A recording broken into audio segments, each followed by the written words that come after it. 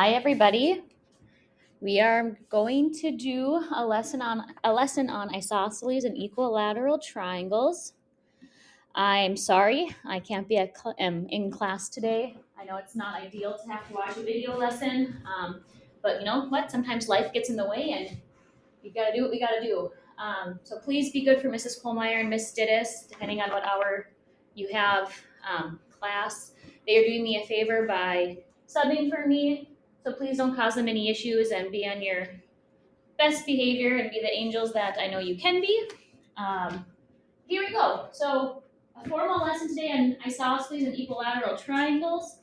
Some of us knew these terms a couple weeks ago when it was on your Alex assignment. Some of us didn't, but just a little recap here. Isosceles triangles have two legs that are the same, and equilateral triangles have three legs that are congruent or the same measure. Okay?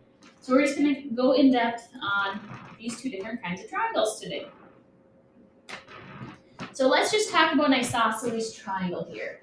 So we're just going to kind of talk about the anatomy and the different parts and label up this picture. So it says the two congruent sides are called legs. So that would be like side AB and BC. Those would be your legs, right? There's a tick mark, there's a tick mark, a leg and a leg.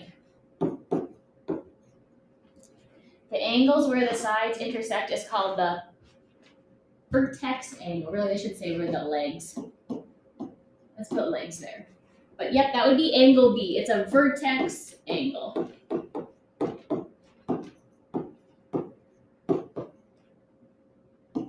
That's angle B.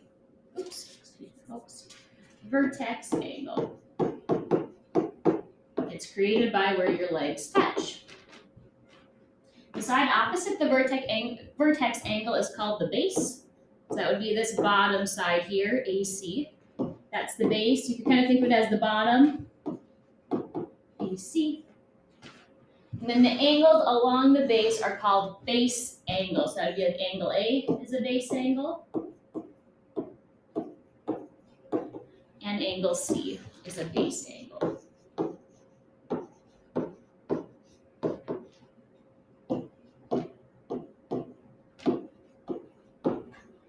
Something else that's good to know about the base angles is that since they are across from our legs, which are congruent, that would mean they're also congruent because they're across from sides that are the same length. So if angle 2 was 65 degrees, angle 3 would be 65 degrees. Okay?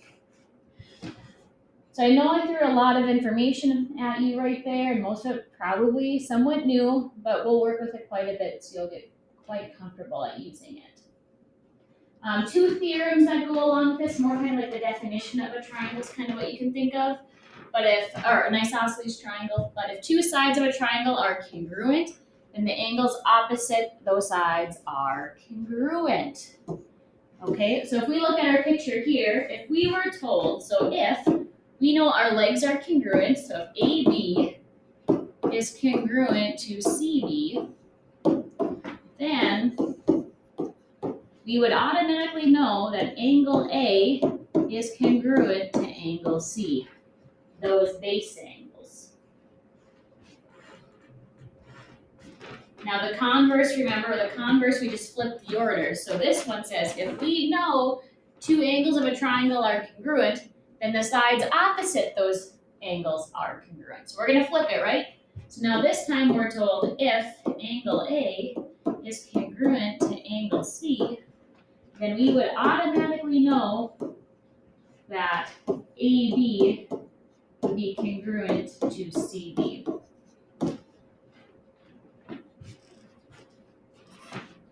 So now let's see those theorems or that definition in practice here. So I have some pictures. It says use the diagram to answer the following. Name two unmarked congruent angles. So we want them to be unmarked so that they want us to use that we have two congruent sides. So if I look here, I have a tick mark and a tick mark. So we would know that AC and AB are congruent, the same length. So if that's the case, we know the angles across from them. So like angle B would be congruent to angle, which angles across from side AB.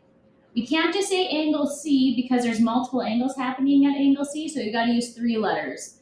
So if we trace it out, that would be angle BCA, that angle there.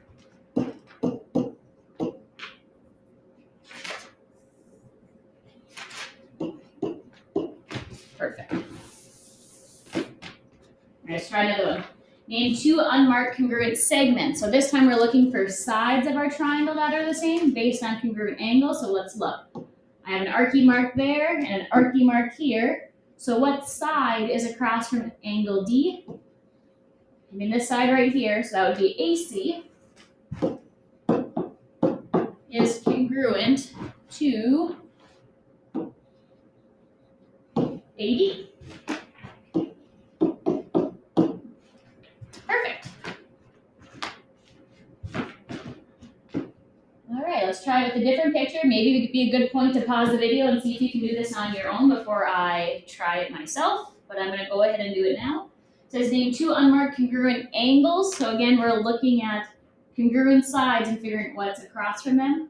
So I'm seeing a side there and a side there that are the same. So that's this smaller triangle here that we're focusing in on. So if we look at what angles those would be, FJ is across from angle FGJ, this guy right here. Angle FGJ is congruent. Now this side right here, GF, is across from angle FJG. FJG. Perfect. Now let's check out our 2 unmarked congruent segments. So let's focus on this other half of the triangle. I have 2 archy marks, right? So I know those would be across from congruent sides. So here we go. Angle J is across from side GH. Angle G is across from JH. Beautiful. All right. Let's flip it over, folks, and try some information on equilateral triangles. So if we just break down the word equilateral, that literally means equal. Lateral means sides, so it means equal sides. A triangle with equal sides. So a triangle is equilateral if and only if it's equiangular. And I hope you know that means equal angles. So if all 3 of your angles are equal, then all 3 of your sides are equal. So if we have a triangle here, if the measure of angle A is equal to the measure of angle B, and it's equal to the measure of angle C, so all of our angles are equal, then all of our sides would be equal. So AB equals BC equals AC. Or we could go the other way. If we were told AB is equal to BC and AC, then we would know that angle A, angle B, and angle C would all be congruent as well. Just maybe so we all are aware, right? There's 180 degrees in a triangle. Divided by 3 is 60. So all of our angle measures in here are 60 degrees. It doesn't matter how big or small your triangle is, if it's equilateral, they're always 60-degree angles. So finally, I think your guys' favorite part, we're going to do some algebra here to solve for a missing value. So if we look here, I have 2 sides the same, so I think the first thing you should do is maybe write down that you have an isosceles triangle. That might help you out later during your homework. So if we have an isosceles triangle here,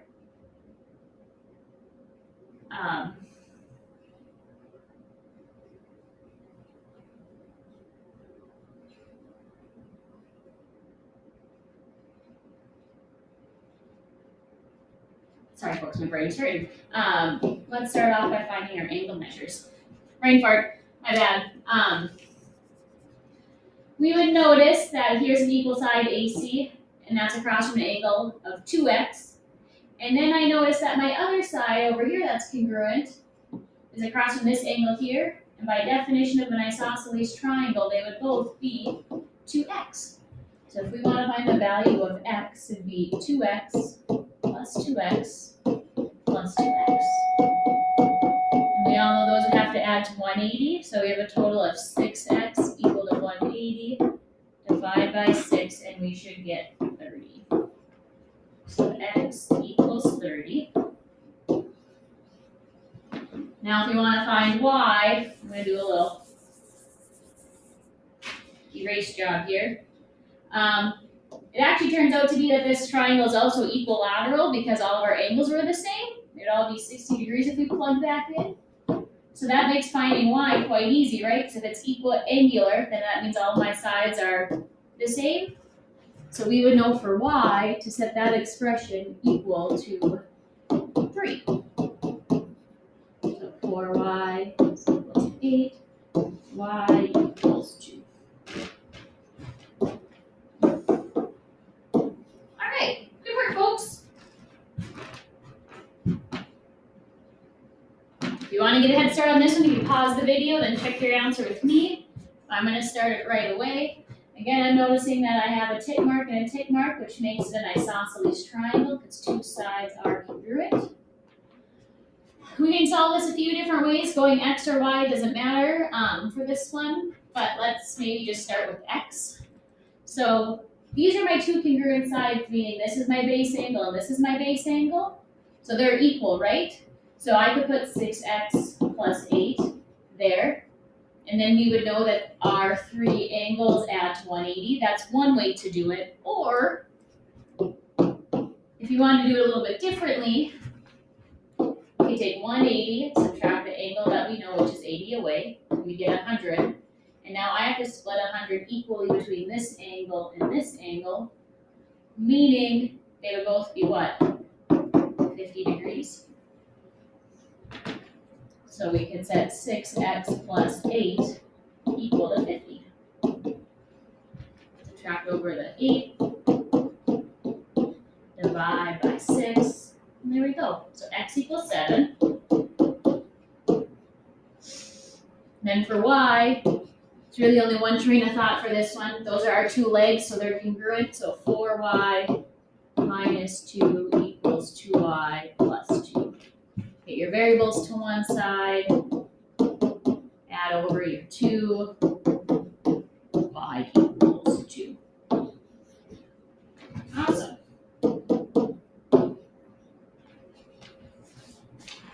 Okay, something that we haven't talked yet about, but it comes up in proofs every once in a while, is this thing called CPCTC. One more time, CPCTC. And what does that mean? It means corresponding parts of congruent triangles are congruent. So if we were told triangle ABC is congruent to triangle DEF, then we would automatically know that angle B would be congruent to angle E because they're in matching spots. They're corresponding pieces of those two equal triangles. And why is this important? Why do we need to know it? So all of our proofs so far have been proving triangles congruent, but now we're going to take it one step further, and we're going to either prove that a side or a pair of angles are congruent. And we'll have to use that CPCTC once we get there. Okay? So don't fret, it'll be okay. Your proofs will feel very much the same that we've been doing for like the last 2 weeks. We're just adding one extra step at the end. So let's see what that looks like on the next page.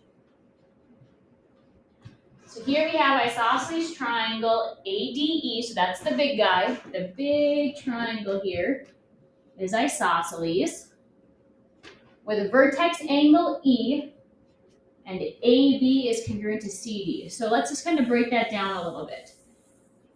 On this given information, if I have a vertex angle E, I would know that AE is congruent to ED because those are the legs of that isosceles triangle. Okay, so that's the first thing we had to mark. Now let's mark this on our picture. AB is congruent to CD. All right, that's all free information so far. And our goal, our end job, is to show that BE is congruent to CE. Whew, it seems like quite a task, but it's really not so bad. So let's write a little roadmap here. We first need to show we have congruent triangles. And once we have congruent triangles, we can use CP, CTC, corresponding parts of congruent triangles are congruent. So if we look here, what two triangles are we trying to show congruent? I would say we want to show that triangle AEB is the exact same as triangle DEC. Because if that's true, if we can show that's true, could we all agree that BE, this side here and this side here, are matching spots? Yeah, I think we could. I'm going to erase this real quick. Let's see if we can do it. So put back my givens, and here we go. So we already know the first statement is going to be our givens. That was free information, nothing crazy there. But now, why can we say AD is congruent to DE? Well, we know that, right, because it's an isosceles triangle, so you could just put definition of isosceles triangle. Isosceles triangle have congruent legs. You know, this one's kind of tricky. Why is angle A congruent to angle D?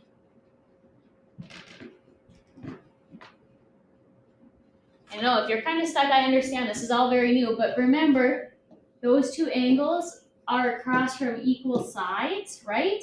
So we automatically know that they're equal because they're across from equal sides. So we're going to put across from congruent sides. Or if you want to use a technical name, that is your isosceles triangle theorem from the first part of our notes, but I don't expect you to remember that. Isosceles theorem. Okay. So now if we look at our triangles, folks, why is triangle AEB and triangle DEC congruent? Let's look. We have a side, angle, side. Side, angle, side. So your guys' favorite SAS. So now finally, we can say segment BE is congruent to segment CE by CPCTC. They're corresponding parts of congruent triangles, which makes them congruent.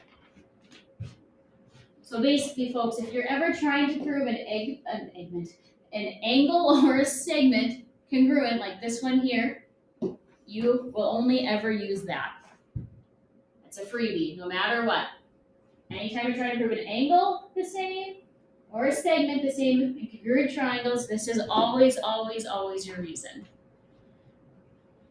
So before we go into the next one, I just want to recap again what happened. We proved triangles were congruent. We've been doing that for 2 weeks. You guys are rock stars at it. So we've added one step here, and it's always going to be CPCTC.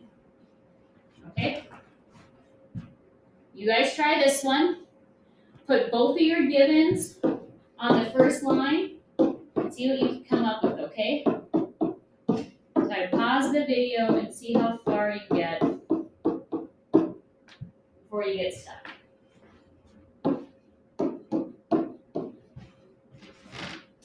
Mark up your picture. Just writing down my givens. Okay.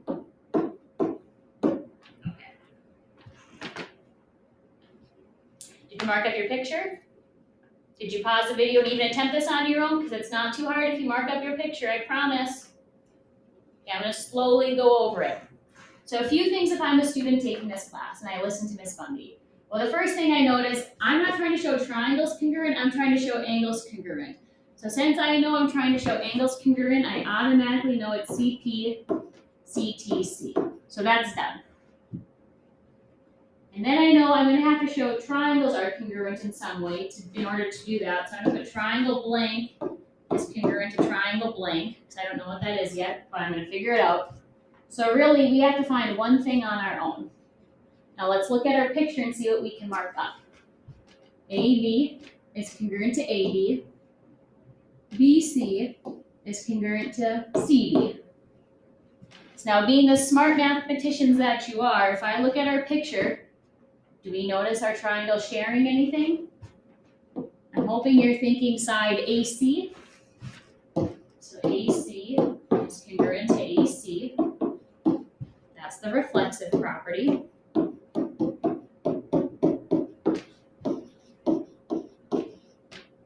So now we can say triangle ABC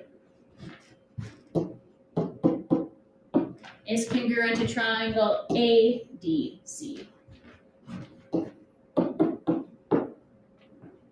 that would be because of side, side, side, or side, side, side. There we go. We did it. Hope you tried that on your own, because I think you guys don't give yourself enough credit for how much you actually know and what you don't know. But I'm going to pull up your homework and just see if I can maybe give you any hints on things that might trip you up while I'm gone. So if you just want to pause the video and maybe grab your homework from either Miss Didis or Mrs. Kohlmeyer while I grab this here. And we can just make sure I can maybe figure out any issues before you have them. Okay, so these first four, you guys are just looking at the picture like we did on the first examples in our notes. Try your best. You should be okay. Oops. Then we have an algebra section here. You should be okay with the answer bank on the bottom. Yep, some more algebra. That should be all right. A little puzzle of finding the angle measures. Draw a picture on this one. Might help you figure out what you need to do. Draw a pic. Let me see. Anything else on here?